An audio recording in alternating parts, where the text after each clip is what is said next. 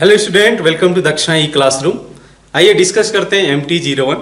Let's start with question 1।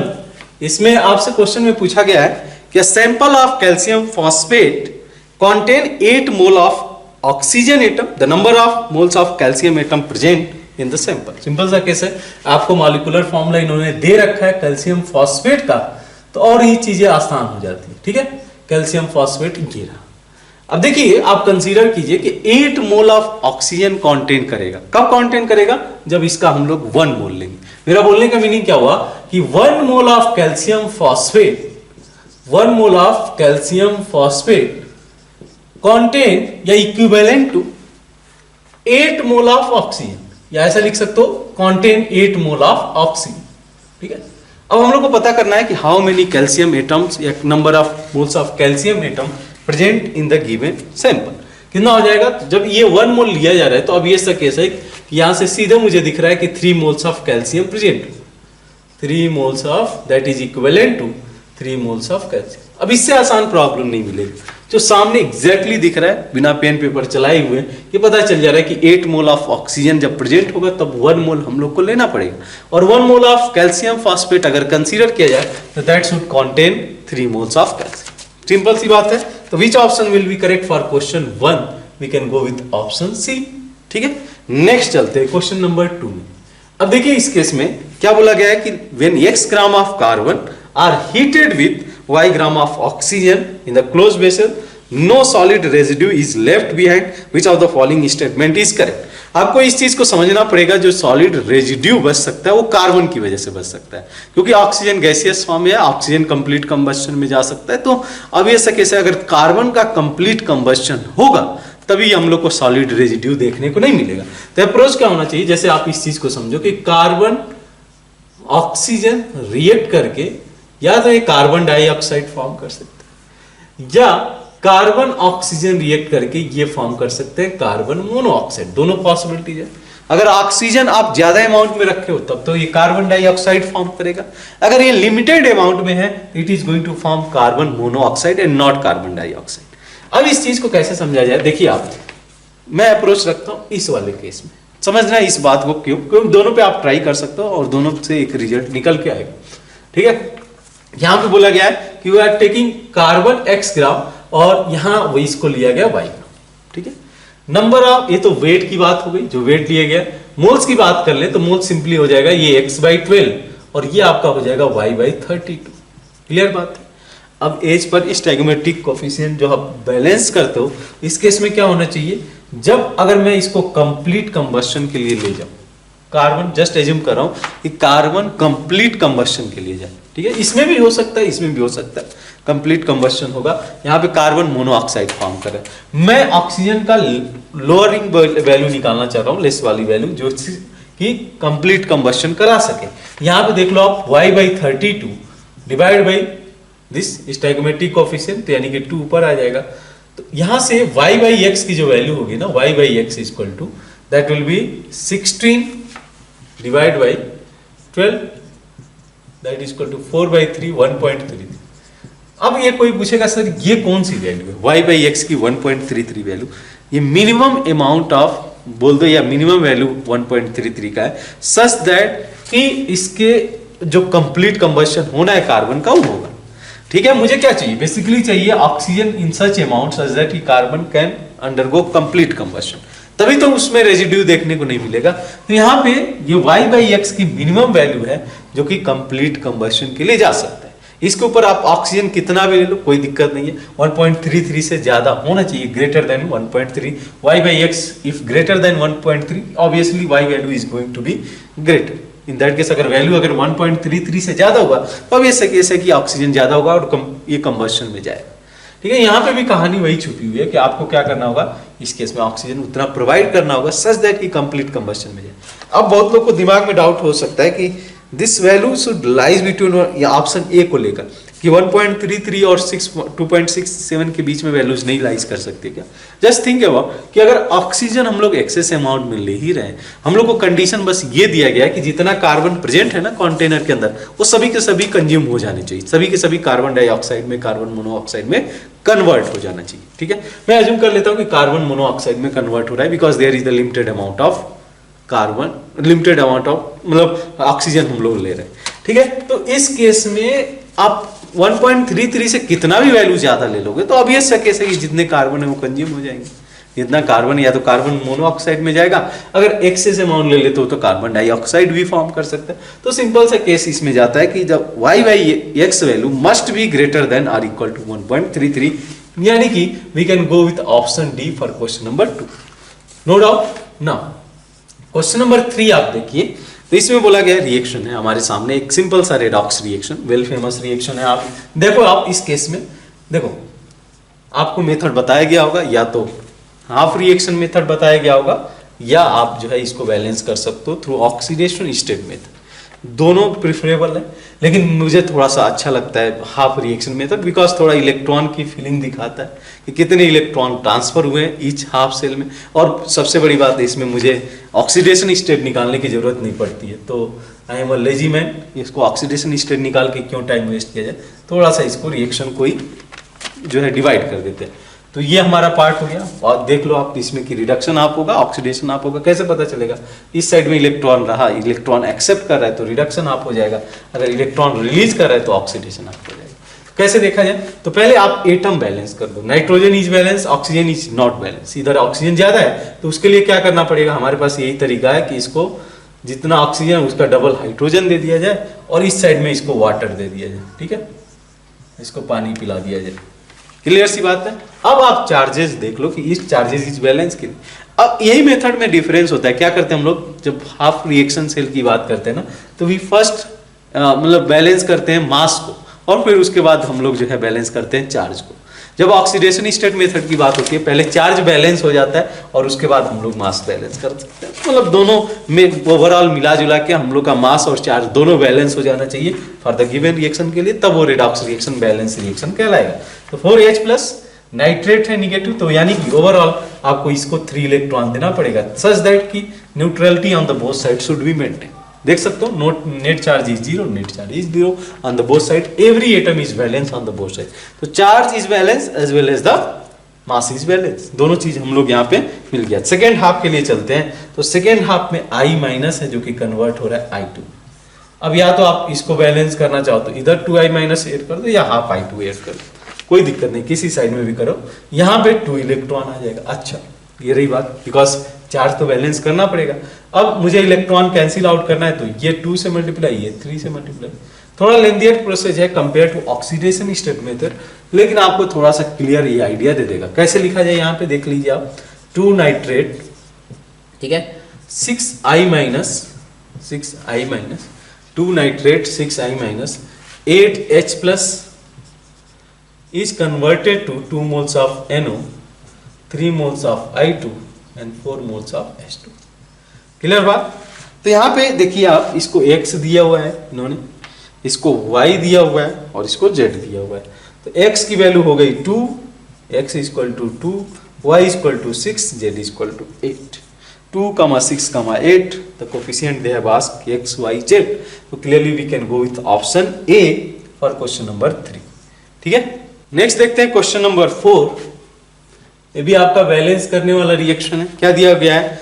I minus react with chlorate ClO3 minus in the presence of acidic medium converted to Cl minus and HSO4 I2 minus. ठीक है, ये बहुत simple सा case है, आप इस case को भी निकाल सकते हो। देखो आपको मेंशन किया गया stoichiometric coefficient of HSO4 minus is 6। ठीक है, कैसे अप्रोच किया जाएगा? तो हमारे पास बैलेंस रिएक्शन होना चाहिए, उसके लिए कर लेते हैं बैलेंस, डरना नहीं है बैलेंस करने से। तो I minus converted to I2, ठीक है, मास बैलेंस करना है तो 2I मैंने इसको दे दिया, यहाँ पे 2 इलेक्ट्रॉन प्रोवाइड कर दिया, तभी तो चार्ज भी बैलेंस हो गया, mass balance, charge balance. Now we are moving for the second half of the reaction, इसमें कि ClO3 माइनस कन्वर्ट हो रहा है किसमें? ये कन्वर्ट हो रहा है Cl माइनस में। इस charge is balance? No, charge balance है, बट मास अभी पहले बैलेंस करना पड़ेगा आपको। मास बैलेंस नहीं, ये तो 3 ऑक्सीजन है। 3 ऑक्सीजन को अगर आपको जो है पीछा छुड़ाना है तो यहाँ पे 6H+ देना पड़ेगा, ताकि इस साइड में आप 3H2O ऐड कर सको। अब चार्ज देखो, क्या चार्ज बैलेंस है? नहीं, इधर आपको इसको देना पड़ेगा 6 इलेक्ट्रॉन। तब इसको आप कैंसिल आउट कर दो, इसको 3 से मल्टीप्लाई कर दो, इसको 1 से मल्टीप्लाई कर दो और यहाँ माइनस कर दो आप, तो ठीक है, मतलब जोड़ दो दोनों को, 2I माइनस ClO3 माइनस, ठीक है, ये 6 हो गया ना, 6I माइनस ClO3 माइनस, यहाँ पे हो गया आपका 6H+, यहाँ से हो गया 3I2 और हो गया ये Cl माइनस एंड 3H2।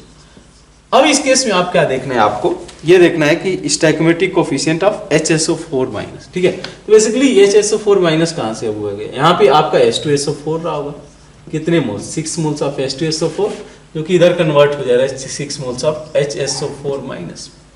वहीं से तो H+ आ रहा है, बेसिकली वहीं से तो H+ जनरेट हो रहा है। तो यहाँ पे stoichiometric coefficient of HSO4 minus is 6। बिल्कुल option A is correct. We have to search for the incorrect statement. Now option B, iodide is oxidize. Iodide है, ये आयोडीन में कन्वर्ट हो रहा है। अब ये केस है कि -1 से 0 में जा रहा है, तो oxidation state is going to increase, means oxidation is taking place. Next C में बोलिए सल्फर इज रिड्यूस। सल्फर इसमें रिएक्शन में पार्टिसिपेट ही नहीं किया, रिडॉक्स रिएक्शन में, तो only the work is the, it is source of the H+ ion. जो H2SO4 का रोल है, H+ आयन की तरह काम कर रहा है। ये खुद रिएक्शन में पार्टिसिपेट नहीं किया है। जो सल्फर का ऑक्सीडेशन स्टेट है, remain intact during the reaction. तो यहाँ पे जो हम लोग ये जो स्टेटमेंट है C, that is incorrect. H2O is one of the product, देखिए रहा है कि H2O इज प्रोडक्ट है। तो अब ये ऐसा केस है कि we can go with option C, which is incorrect. Sulphur का ऑक्सीडेशन स्टेट में कोई चेंज नहीं हुआ है, ये सिंपल सा केस है। नाउ इन क्वेश्चन नंबर 5 अगर आप देखिए तो ये भी एक बहुत सिंपल सा केस है। The order of screening effect of electron s p d f orbital of given shell of an atom in its outer shell electron. ये तो स्क्रीनिंग इफेक्ट का ऑर्डर सिंपल सा जाता है कि s का ज्यादा होगा p से, p का ज्यादा होगा d से, d का ज्यादा होगा f से, ठीक है।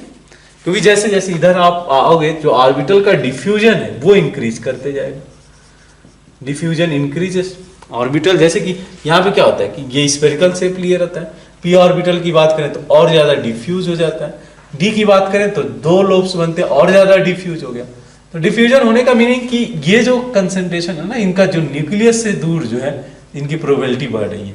इस ऑर्बिटल इलेक्ट्रॉन की फाइंडिंग न्यूक्लियस से दूर जाते जा रहे हैं, ये न्यूक्लियस के ज्यादा क्लोज है, ठीक है। लेकिन जैसे जैसे लोब्स बढ़ते जा रहे हैं, f ऑर्बिटल में और भी लोब्स बढ़ के आएंगे, 6 लोब बन के आएंगे। तो जैसे जैसे लोब बढ़ रहा है, डिफ्यूजन बढ़ रहा है, और साथ साथ ये भी मैं बोल सकता हूँ कि the screening effect is going to decrease, ठीक है। Screening effect is going to decrease. Clear सी बात है। क्वेश्चन नंबर 5 के केस में ए विल बी करेक्ट, ठीक है, SPDF। तो क्वेश्चन नंबर 6 देखिए, इस केस में क्या है, ये भी एक आसान सा प्रॉब्लम है।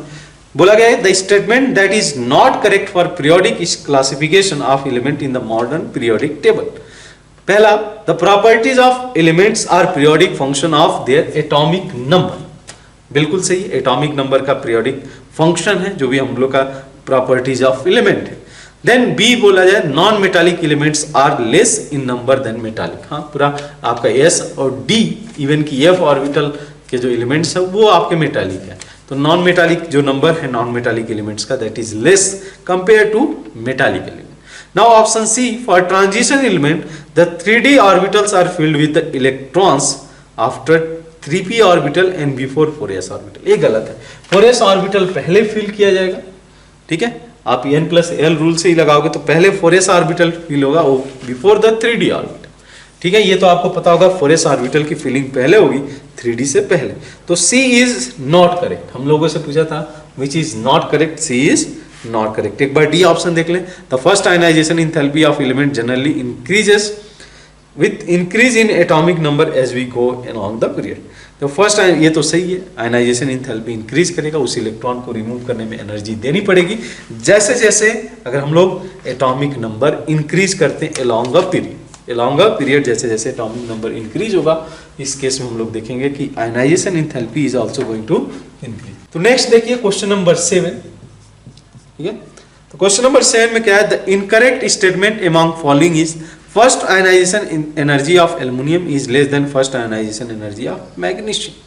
बिल्कुल यही स्टेटमेंट करेक्ट है, क्योंकि मैग्नीशियम का जो कॉन्फ़िगरेशन अगर आप लिखते हो तो ये लिखोगे आप 2s2, और एल्युमिनियम का कॉन्फ़िगरेशन लिखोगे तो ये लिखोगे आप 2s2 2p1। तो इस इलेक्ट्रॉन को निकालना इजी होता है कंपेयर टू 2s2 ऑर्बिटल से। तो that is correct. The first ionization of aluminium is less than first ionization of magnesium, इसका आयनाइजेशन एनर्जी ज्यादा होगा। नाउ बी ऑप्शन में the second ionization of magnesium is less than second ionization energy of sodium, ये गलत है। अगर बात करें हम लोग, अगर एक इलेक्ट्रॉन इससे निकाल दिया जाए तो इसका कॉन्फ़िगरेशन बनेगा +1 स्टेट में, दैट इज 2s1। और सोडियम की बात करें तो सोडियम अगर इलेक्ट्रॉन निकाल दिया जाए एक इलेक्ट्रॉन तो ये बन जाएगा 2s0। तो अब ये सा केस है, इसमें क्या है 3s आएगा, सॉरी बैलेंस इलेक्ट्रॉन कर लो आप, 3s 3p1 3s1 3s0, ठीक है। तो ये नोबल गैस कॉन्फ़िगरेशन अटेंड कर चुका है, sodium plus noble gas configuration attend किया गया है। तो बोला गया कि the second ionization of magnesium is greater than the second ionization of sodium. नहीं, यहाँ से इलेक्ट्रॉन को निकालने में ज़्यादा एनर्जी देनी पड़ेगी, because it have attend octet stability. तो उस ऑक्टेट स्टेबिलिटी की वजह से इसका जो सेकेंड आयनाइजेशन एनर्जी है बहुत हाई होगा। तो ये स्टेटमेंट गलत हो जाता है, B will be incorrect for question number 7, ठीक है। नाउ इन क्वेश्चन नंबर 8 अगर आप देखिए तो 8 में भी बहुत आसानी है आपका, जो है इनर्ट पेयर इफेक्ट से बोला गया है। तो Pb4+ compound are stronger oxidizing agent than SN4+, correct only. Pb4+ क्या करेगा, इजिली इलेक्ट्रॉन एक्सेप्ट करके Pb2+ में कन्वर्ट होना चाहिए due to inert pair effect. जो इनका 2 इलेक्ट्रॉन होता है जो कि s ऑर्बिटल में लाइज करते हैं, वो इनर्टनेस दिखाते हैं टुवर्ड्स द रिएक्शन। तो क्या देखने को मिलता है कि Pb4+ act as a good oxidizing agent, SN4+ के केस में नहीं होगा, क्योंकि डाउन द पीरियड आप क्या देखोगे, क्या इन्होंने स्टेटमेंट 2 क्या मेंशन किया, the higher oxidation state for the group 14 element are more stable for the heavier member of group due to inert pair. ये गलत थोड़ा स्टेटमेंट हो जाता है, हायर ऑक्सीडेशन नहीं, lower oxidation state of group 14 elements are more stable for the heavier members of group due to inert pair effect. तो जो lower oxidation state होगा ये ज्यादा स्टेबल होगा, ये लेस स्टेबल होगा, ठीक है। This is going to be less stable. तो ये तो आपका फर्स्ट स्टेटमेंट करेक्ट है, जो सेकेंड स्टेटमेंट है वो रॉन्ग हो जाता है। तो clearly we can go with option C for question number 8। Next question देखें, क्वेश्चन नंबर 9। इस केस में बोला गया है consider an electron in the nth orbit of hydrogen atom in the Bohr model.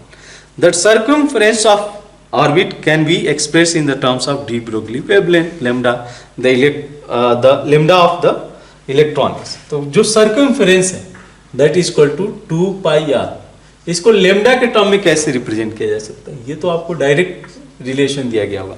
2 pi r is equal to n lambda, 2 pi r this is the circumference, ठीक है। यहाँ तो सोचना ही नहीं है आपको, 2 pi r is equal to n lambda। आप देख लो इस केस में which option will correct, clearly we can go with option D.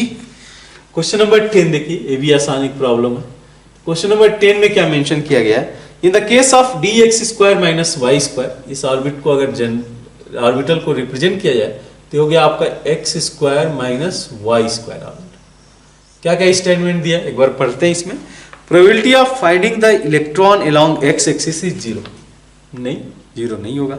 Then probability of finding the electron along y axis is 0, ये भी गलत हो जाता है।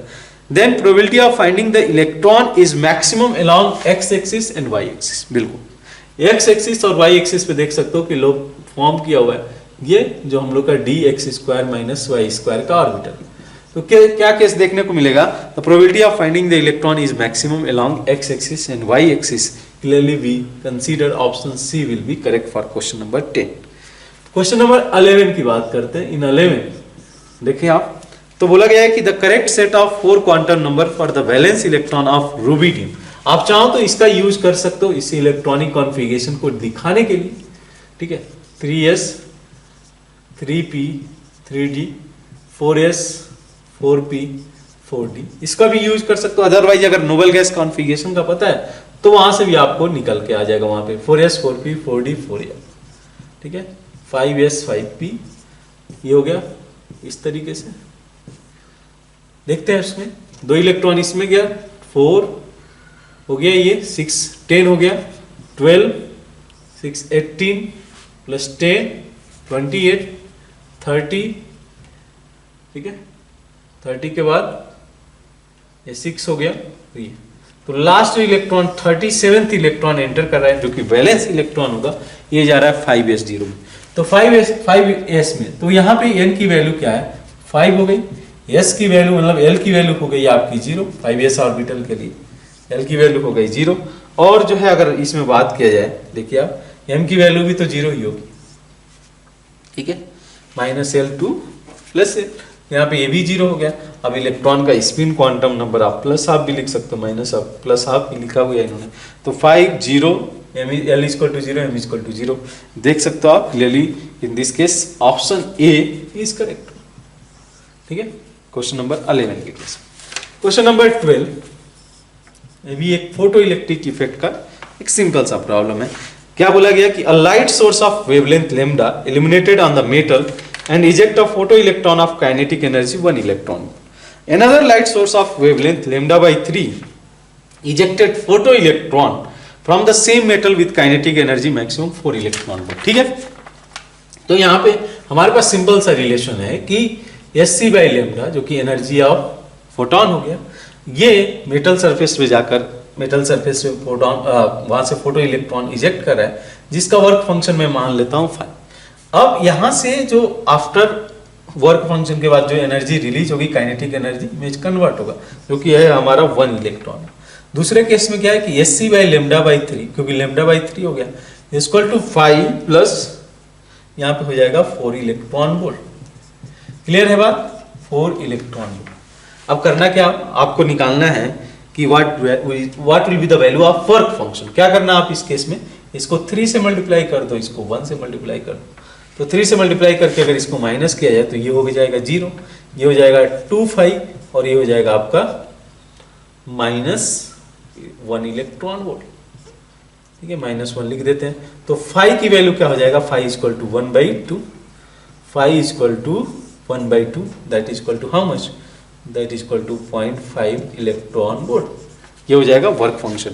विच option will be correct for question number 12, that will be C, ठीक है। Next देखते हैं क्वेश्चन नंबर 13, ठीक है।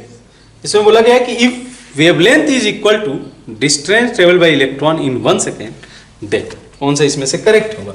तो जो वेवलेंथ है that is equal to distance travel in 1 second, हो गया distance means v is velocity of that electron और 1 सेकेंड मींस 1 से मल्टीप्लाई किया था, तो लैम्डा इक्वल टू v, कोई है रिलेशन नहीं। अच्छा, एक और रिलेशन आता है that is equal to lambda equal to h/mv from the de Broglie.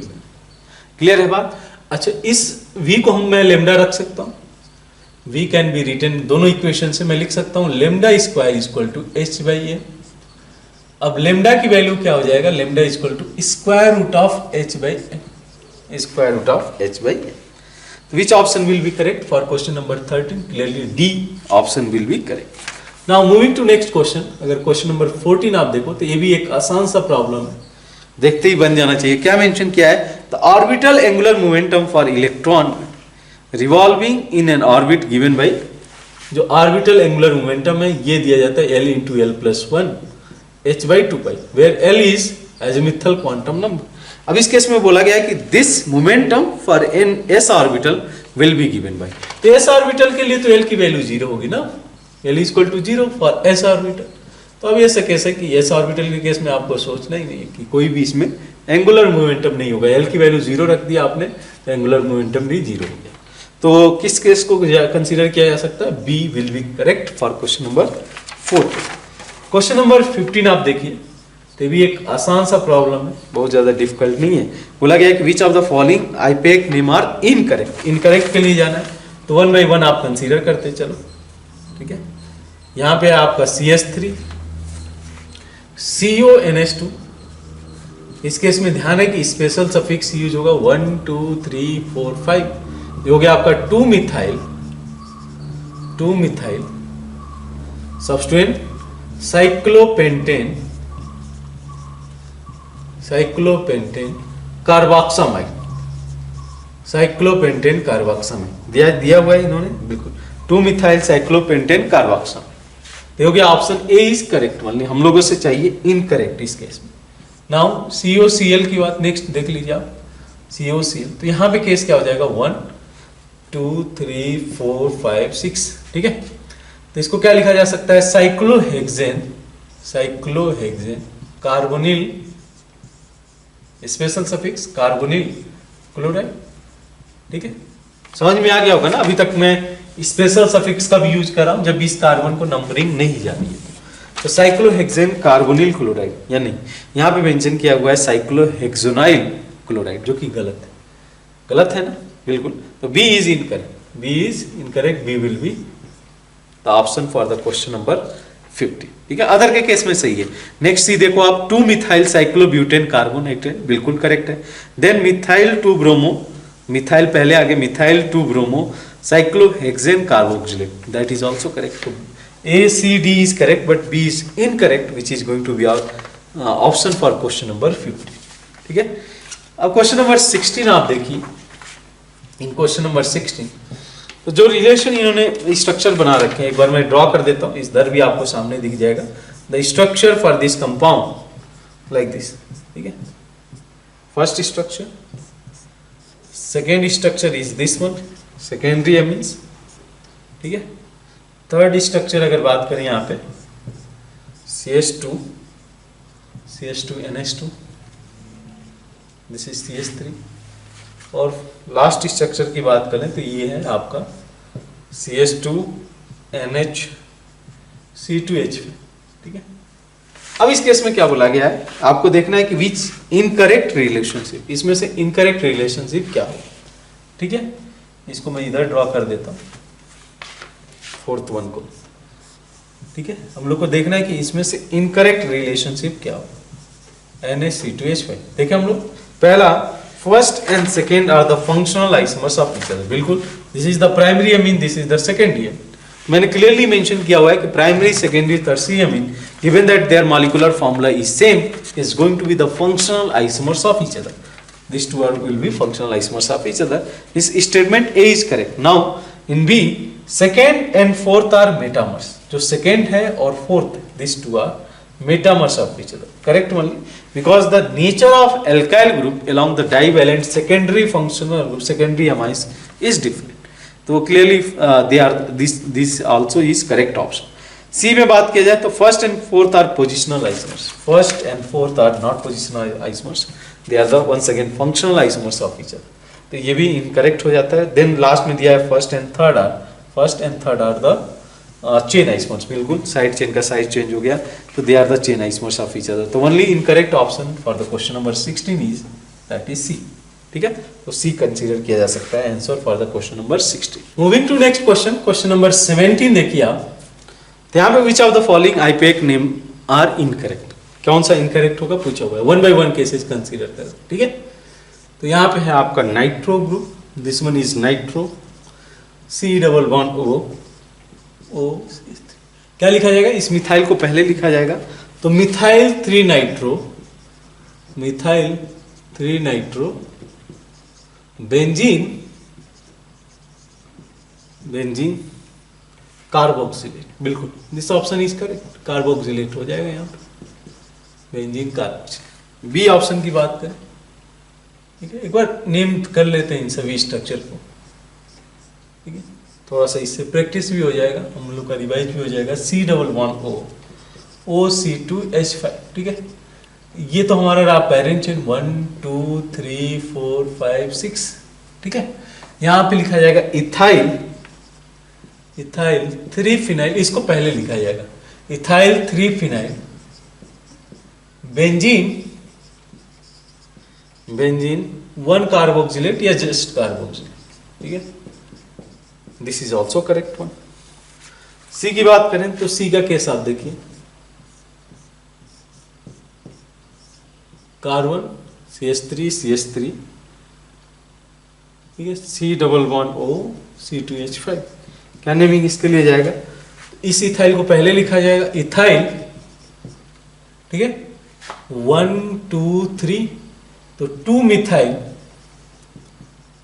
Methyl और इसी पे आपका ये group as a complex substance present है, तो 2 मिथाइल 2 पोजीशन पे 2 3 नाइट्रोफिनाइल, कितने कार्बन है 3, तो इसको लिखा जाएगा propanoate, this will be propanoate, ठीक है। दिस इज ऑल्सो करेक्ट, तो डी इनकरेक्ट होगा, फिर डी विल बी इनकरेक्ट। देख लो आप क्या इनकरेक्ट है इसमें, ये हमारा रहा CH Cl CCl3, क्या इनकरेक्ट होगा देखिए आप इसमें, तो 1 2 1 इसको दिया जाएगा 1,1,1 ट्राइक्लोरो 1,1,1 ट्राइक्लोरो, उसके अलावा एक कॉम्प्लेक्स सब्स्टिट्यूएंट्स है, तो इसके लिए क्या यूज किया जाएगा 2,2 बिस, यहाँ पे डाई यूज किया हुआ है, इन्होंने यही गलती किया हुआ है, डाई नहीं यूज किया जा सकता है फॉर द कॉम्प्लेक्स सब्स्टिट्यूएंट के लिए, तो 2,2 बिस 4 क्लोरोफिनाइल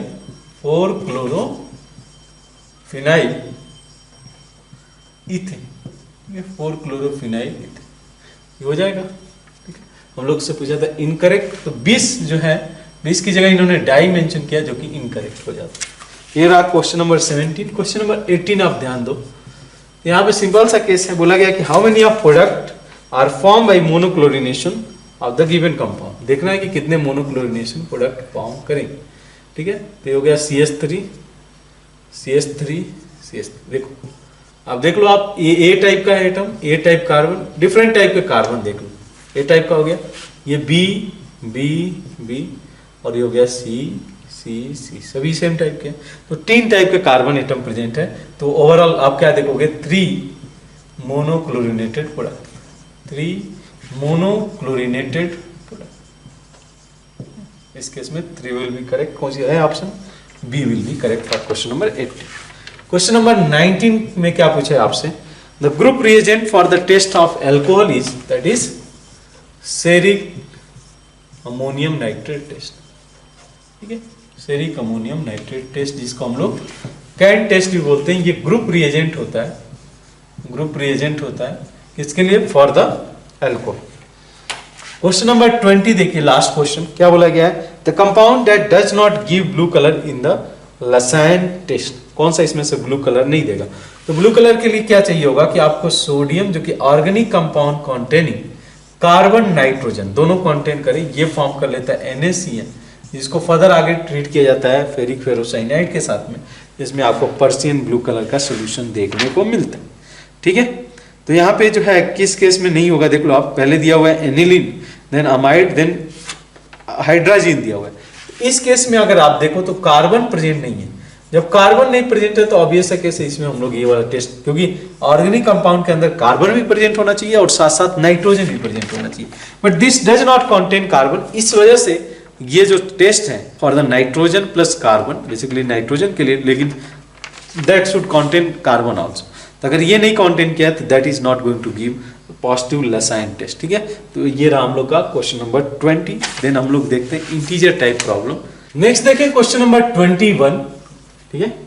बोला गया compound H2X with molecular weight of 80 gram is dissolved in the solvent having density 0.4 gram per ml, assuming no change in the volume upon dissolution, the molarity of 3.2 molar solution, ठीक है। तो ये आसान problem आपका JEE advance में भी आया हुआ है, जस्ट मैंने इसके कुछ क्वेश्चन जो है जेई एडवांस से डिटो मैंने रखा हुआ है पेपर को बनाते वक्त, ताकि क्योंकि जेई मेंस में आपको देखने को मिलेगा कुछ जेई एडवांस की प्रॉब्लम, तो ये प्रीवियस ईयर की प्रॉब्लम है, इससे 3 प्रॉब्लम ऐसे हैं जो जेई एडवांस के हैं, तो देख सकते हो कि लेवल भी अभी भी बहुत ज़्यादा, ऐसा नहीं कि बहुत ज़्यादा डिफिकल्ट है, पेपर ओवरऑल जो है आपसे बनेगा क्वेश्चन। कैसे देखो आप, पहला क्वेश्चन देखें, इसमें compound H2X with molecular weight of 80 gram is dissolve in the solvent having the density of 0.4 gram per ml, assuming no change in the volume upon dissolution, the molarity of solution, molarity निकालना है आपको। तो यहाँ से पहले relation निकालो, क्या दिया हुआ है कि 3.2 मोलर सोल्यूशन है, तो 3.2 मोल किसमें प्रेजेंट होगा, ये प्रेजेंट होगा 1 लीटर सोल्यूशन, 1 लीटर सोल्यूशन। ना 1 लीटर सोल्यूशन की डेंसिटी दिया हुआ इन्होंने 0.4 ग्राम, तो 0.4 ग्राम में जो मास ऑफ सोल्यूशन, ठीक है, मास ऑफ सोल्यूशन, ये क्या हो जाएगा mass of solution that is equal to 1 liter solvent का, चलिए density of solvent they have given, तो कितना हो जाएगा सॉल्वेंट का मास, वॉल्यूम दिया हुआ है 1 लीटर, 1 इंटू 1000 ml में दिया हुआ है, ग्राम पर ml में, तो 1000 into 0.4 that is equal to 400 gram. ये मास ऑफ सॉल्वेंट हो गया। हम लोग को पता है कि मोलैलिटी क्या होती है, मोलैलिटी होता है number of moles that is equal to 3.2 divide by per KG of solvent. कर लो आप, हो जाएगा कितना आ जाएगा, 8 विल बी करेक्ट आंसर। तो ये इंटीजर टाइप का प्रॉब्लम है, एक आसान सा for the question number 21। Now question number 22 देखिए आप, तो 22 के केस में बोला है कि नॉट कंसीडरिंग, ये भी एक एडवांस का एक अच्छा प्रॉब्लम है, और जो है फ्रिक्वेंटली मैं ये क्वेश्चन पूछता हूँ जब भी इंटरव्यू के लिए रखना रहता है, तो ये क्वेश्चन हमेशा मैं रखता हूँ। The not considering the electronic spin, because ये एनसीईआरटी का प्रॉब्लम, एनसीईआरटी में आप देखोगे तो एक डायग्राम आपको देखने को मिलेगा जो सामने मैं रख देता हूँ। क्या मेंशन किया गया है, not considering the electronic spin the degeneracy of second excited state n equal to 3 of hydrogen atom is 9। तो कैसे डीजनरेसी 9 होगा, इसको समझते हैं। डीजनरेसी क्या होता है, बोला जाता है कि डीजनरेट ऑर्बिटल में सभी ऑर्बिटल की एनर्जी सेम। अब हम लोग क्या देखते हैं, सिंगल इलेक्ट्रॉन सिस्टम के केस में जो एनर्जी होती है ऑर्बिटल की वो डिपेंड करती है केवल और केवल n वैल्यू पे, यानी कि principal quantum number. Azimuthal quantum number उसमें रोल में नहीं आता। लेकिन मल्टी इलेक्ट्रॉन सिस्टम के केस में आप देखोगे कि एजिमुथल क्वांटम नंबर यानी कि n+l रूल अप्लाई होगा। तो आप देखो सिंगल करेक्ट मतलब सिंगल इलेक्ट्रॉन सिस्टम में क्या हो जाएगा, 1s, यहाँ पे हो जाएगा 2s, और यहाँ पे आपका 2px, 2py, 2pz, ये सभी डीजनरेट होंगे। इस केस की बात कर रहा हूं जब ये सिंगल इलेक्ट्रॉन सिस्टम होगा, सिंगल इलेक्ट्रॉन सिस्टम।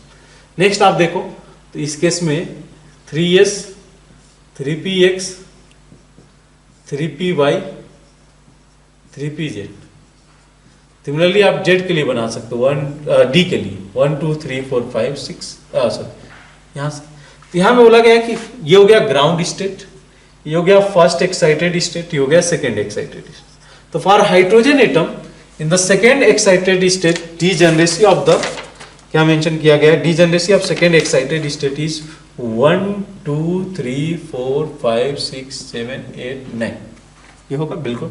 लेकिन हमसे पूछा है कि फॉर H माइनस के केस में सेकेंड एक्साइटेड स्टेट में डीजनरेसी क्या होगी।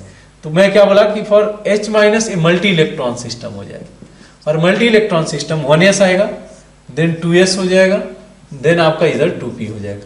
तो ये हो गया आपका ग्राउंड स्टेट, ये हो गया फर्स्ट एक्साइटेड स्टेट, और ये हो गया सेकेंड एक्साइटेड स्टेट। ठीक है, तो यहाँ पे तो एक ऑर्बिटल है, इसकी डीजनरेसी 1 है, इसकी डीजनरेसी 1 है। हम लोग को निकालना क्या है, for the second excited state जिसकी डीजनरेसी क्या हो जाएगी, 3 हो जाएगी। तो 3 will be correct answer for question number 22। Question number 23 देख लें हम लोग, ये तो आसान सा प्रॉब्लम है कि an element has atomic number 29 it belong to x period and y group. कैसे पता किया जाए, तो अब जो है आप सिंपल सा है, 30 तक तो आपको याद ही होगा। तो यहाँ पे आपको स्कैंडियम, टिटेनियम, 3D सीरीज आपको याद रखना पड़ेगा। Scandium, titanium, vanadium, chromium, manganese, iron, cobalt, nickel, copper, zinc, ये आपको याद रखना पड़ेगा। तो यहाँ पे इसका 21 होता है, 22, 23, 24, 25, 26, 27, 28, 29, 30। इसकी बात करें तो ये एस ब्लॉक इसके पहले होगा, तो ये आपका थर्ड पीरियड एलिमेंट हो गया, ये हो गया सॉरी थर्ड ग्रुप हो गया, 4th, 5th, 6th, 7th, 8। हम लोग को कहाँ पे रुकना है, 26 पे। तो हो गया 8 ग्रुप नंबर इसका हो गया। अच्छा, कौन से पीरियड से बिलोंग कर रहा है, ये पीरियड बिलोंग करेगा आपका 4th से, क्योंकि 3D सीरीज का है तो 4th पीरियड से बिलोंग करता है। तो यहाँ पे देखिए आप x है पीरियड नंबर, तो यानी कि 2 × 4 प्लस y क्या है आपका, y है ये वाला नंबर, ठीक है, y है आपका दैट इज ग्रुप नंबर, ठीक है। तो कितना हो जाएगा देखिए आप, 3 4 5 6 7 8, ठीक है। हम लोग को 29 के लिए निकालना है, सॉरी 8 9 10 11, 29 के लिए निकालना था, नॉट फॉर एफ। 29 के केस में जो ये होगा आपका ग्रुप नंबर हो जाएगा 11। तो 2 + 2 × 2 into 4 8 हो गया, 8 plus 11 that is 19. 19 will be correct for the question number 23. 24 के केस में देखिए, an element belonging to 3D series of modern periodic table has spin quantum number of 5.92. यहाँ से पता चल जाता है कि number of unpaired electron